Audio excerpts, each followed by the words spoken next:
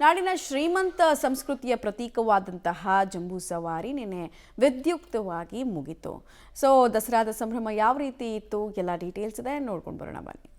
2025ರ ವಿಶ್ವವಿಖ್ಯಾತ ದಸರಾಗೆ ಅದ್ದೂರಿ ತೆರೆ.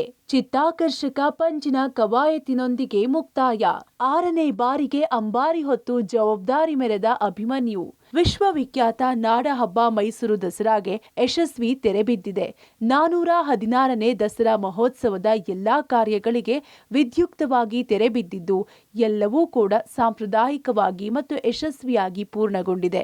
ಕಳೆದ 11 ದಿನಗಳಿಂದ ಮೈಸೂರಿನಲ್ಲಿ ನಡೆದ ದಸರಾ ಮಹೋತ್ಸವ ಸಂಪನ್ನವಾಗಿದೆ. 22ನೇ ತಾರೀಕು ವಿಜೃಂಭಣೆಯಿಂದ ಆರಂಭಗೊಂಡಿದ್ದ ದಸರಾ ಅನೇಕ ಅದ್ದೂರಿ ಕಾರ್ಯಕ್ರಮಗಳೊಂದಿಗೆ ಸಾಗಿ ಯಶಸ್ವಿ ಜಂಬೂ ಸವಾರಿಯೊಂದಿಗೆ ತೆರೆಬಿದ್ದಿದೆ. ನಿನ್ನೆ ವಿಜಯದಶಮಿ ಹಿನ್ನೆಲೆ ಬೆಳಗ್ಗೆ 12 ಗಂಟೆಗೆ ಬನ್ನಿ ಪೂಜೆಯೊಂದಿಗೆ ಅರಮನೆ ದಸರಾ ಮುಕ್ತಾಯವಾಯಿತು. ಬಳಿಕ ಸಿಎಂ ನಂದಿಧ್ವಜ ಪೂಜೆ ಬಳಿಕ ಮೆರವಣಿಗೆಗೆ ಚಾಲನೆ ನೀಡಿದರು.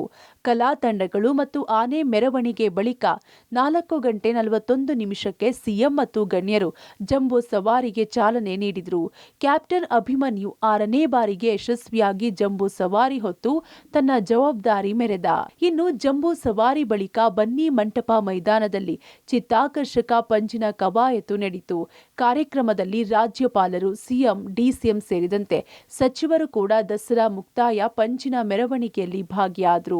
ವಿವಿಧ ಸಾಂಸ್ಕೃತಿಕ ಕಾರ್ಯಕ್ರಮಗಳೊಂದಿಗೆ ಆರಂಭವಾದ ಕಾರ್ಯಕ್ರಮ ಅಶ್ವದಳ ತಂಡದ ಸಾಹಸ ಪ್ರದರ್ಶನ ಮೈನವಿರೇಳಿಸುವಂತಿತ್ತು.